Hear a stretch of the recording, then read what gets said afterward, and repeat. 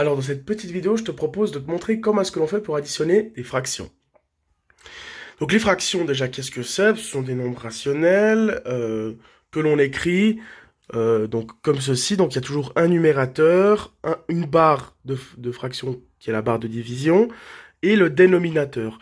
Et vraiment, on l'utilise souvent dans le langage courant, les fractions, quand on dit j'ai bu, par exemple, un tiers de cette bouteille d'eau, ou j'ai mangé un quart du gâteau, etc. Donc c'est pour représenter une proportion, une fraction. Une fraction, elle représente une proportion. Donc voilà, par exemple là, j'ai mangé un tiers du gâteau, ça veut dire que j'ai mangé une part de gâteau sur 3 parts. Si je coupe le gâteau en 3 parts égales, j'en ai mangé une sur ces 3. Voilà.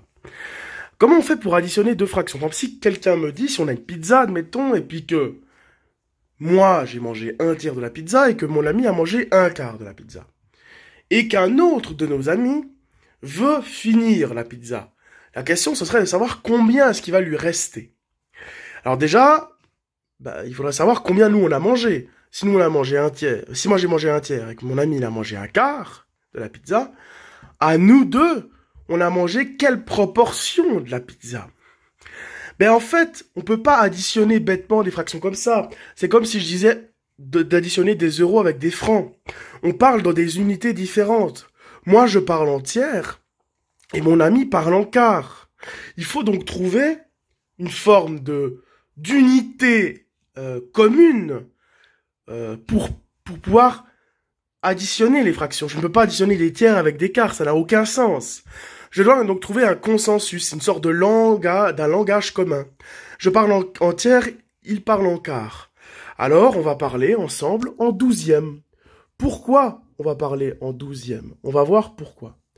Parce que 12, c'est le plus petit multiple commun entre les nombres, entre les chiffres 3 et 4. Voilà. Là, j'ai mangé un tiers, mais si maintenant je revois, parce que là j'ai ma pizza, hein, moi j'ai mangé un tiers de la pizza. Bon, c'est pas très bien fait, voilà. J'ai mangé un tiers de la pizza. Mais ça représente quoi si maintenant je décide de couper mon gâteau en douzième? En fait, là, en douzième, donc c'est-à-dire que là, chacune de mes parts, je les coupe en 4. Ça veut dire que j'ai mangé, bon c'est très mal fait, c'est-à-dire que j'ai mangé 4 parts sur 12. Hein.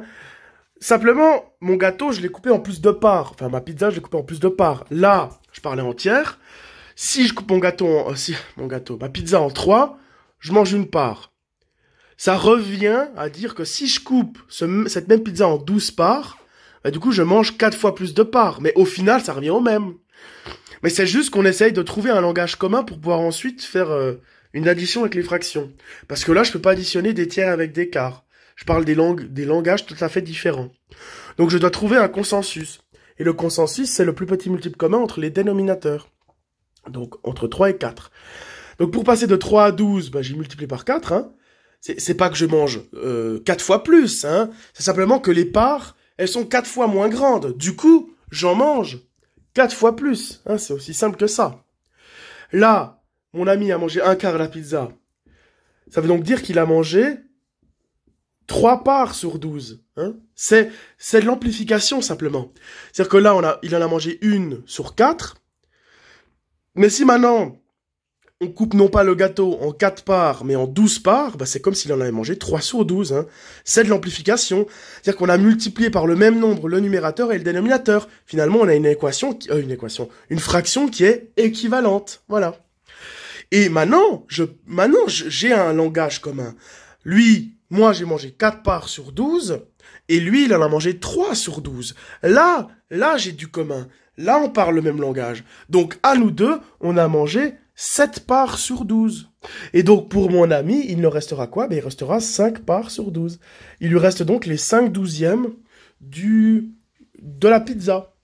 Donc, vous voyez, quand on veut additionner deux fractions, la première chose à faire, c'est de fractions, ça peut être 3, hein, etc., mais quand on va additionner les fractions, il faut déjà se dire, là, ça sert à rien d'additionner des tiers et des quarts, c'est comme si je voulais additionner des unités, des mètres carrés avec des centimètres carrés. Ça n'a aucun sens.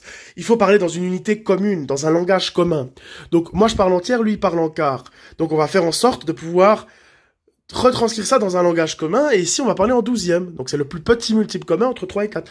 Comme ça on va pouvoir amplifier chacune des fractions. Donc là, le 1 tiers, je vais le convertir en douzième, donc du coup ça fait 4 douzièmes, hein. Je vais simplement amplifier par 4 le numérateur et le dénominateur. C'est pareil, hein, c'est la même chose. Si je mange une part de pizza, si je mange une part de pizza sur 3, c'est pareil que de manger 4 parts de pizza sur 12. Simplement, les parts sont 4 fois plus petites, donc j'en mange 4 fois plus. Mais finalement, c'est conservé, les quantités. Voilà. Et donc ici, pareil, un quart, je le mets en douzième, donc ça fait 3 douzièmes. Hein. C'est comme si j'avais mangé 3 parts sur 12. Et là, on parle un langage commun, on peut additionner. Et là, on dit, ah ben finalement, j'ai mangé 7 parts sur 12. Donc voilà. Donc il faut mettre au même dénominateur et ensuite additionner le numérateur. Voilà. Donc il faut vraiment voir ça, comme des gâteaux.